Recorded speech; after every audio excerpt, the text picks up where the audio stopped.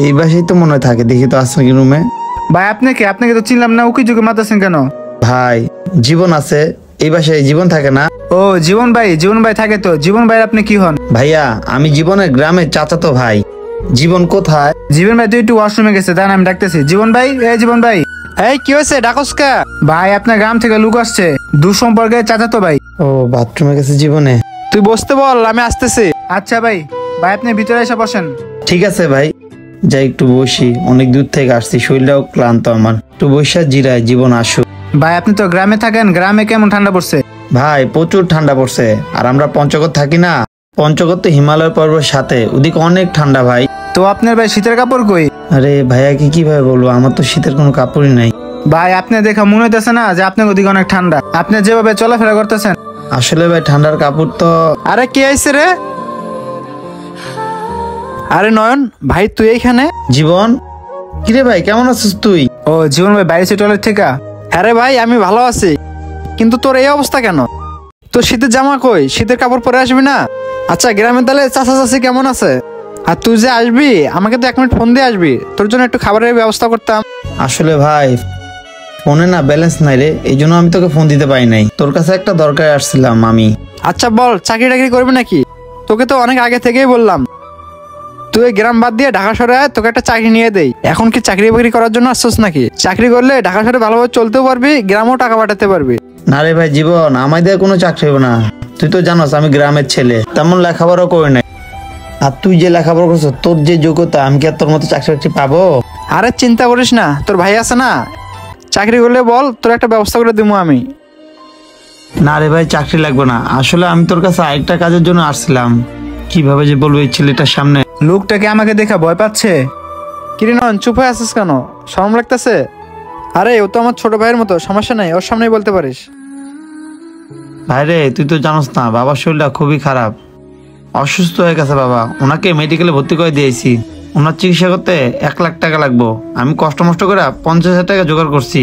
আর তুই তো গ্রামে আমাকে বইলে আইছিলি যে কোনো একটা বিপদ টিপদ হলে তোর কাছে আসতে, আমি তোকে অনেকবার ভাবছিলাম ফোন দেবো, আসলে ফোনে টাকা ভরার সময়টাই পাই নাই, কারণ বাবাকে নিয়ে অনেক দৌড়াদৌড়ি করতে হয়েছে তো আমার।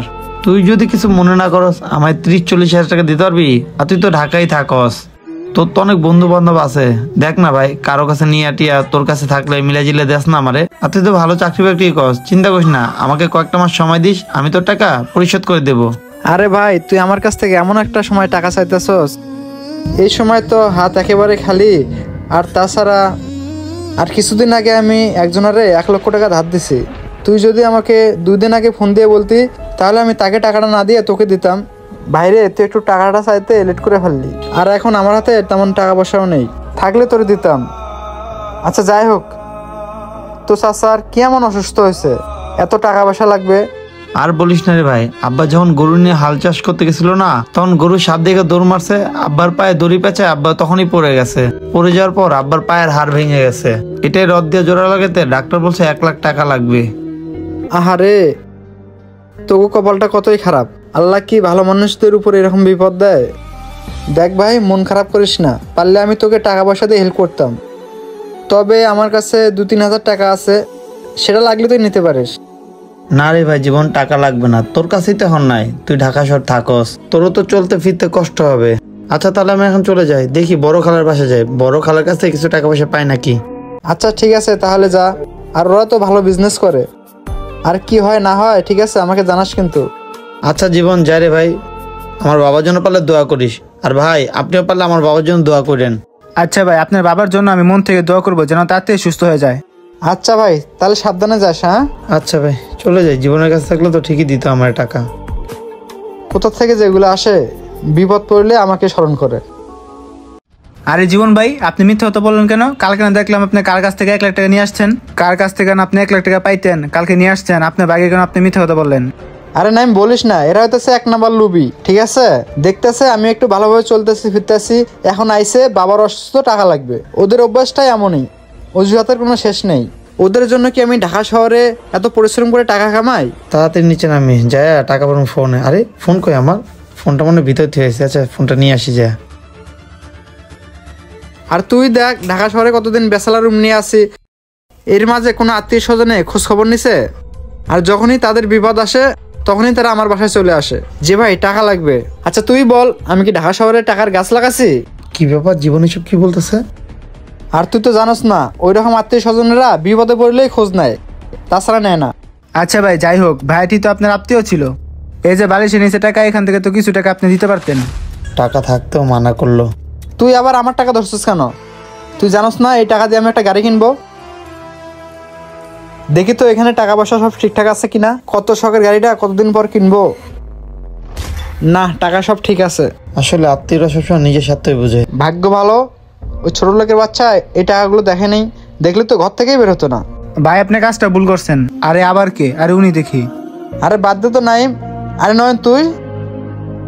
ভাইরে আমার ফোনটা থুয়ে গেছিলাম, এই জন্য আসলাম আর কি।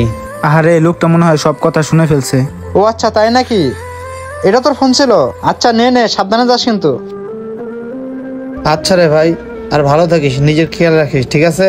আর সাবধানে থাকিস, যেন তোর কোনো ক্ষতি না হয়। বিপদ আপদ তো আল্লাহ বলে দেয় না, আমি দোয়া করি যেন তোর কোনো বিপদ আপদ না হয়, কারণ যার বিপদ হয় সেই শুধু আফসোস করে। আর ভাই আমি আজকেই বাড়িতে চলে যাব, খালার বাসায় আর যাব না। আমাদের বাড়িটা বিক্রি করে বাবার চিকিৎসা করব। তোর আর আমার বাবাকে নিয়ে টেনশন করিস না, পারলে আমার বাবার জন্য মন থেকে দোয়া করিস। আসি রে ভাই। বন্ধুরা, আত্মীয় স্বজন টাকা থাকলে ভালোবাসে, টাকা না থাকলে ভালোবাসে না। এই দুনিয়াটা স্বার্থপর, ভালোবাসার মানুষরাও টাকার কাছে বিক্রি হয়ে যায়। আমাদের এই ভিডিওটা আপনাদের কাছে ভালো লেগে থাকলে অবশ্যই লাইক শেয়ার কমেন্টস করবেন, এবং কি এই ভিডিওটা আপনাদের বেঈমান আত্মীয় স্বজনের কাছে শেয়ার করে দিবেন।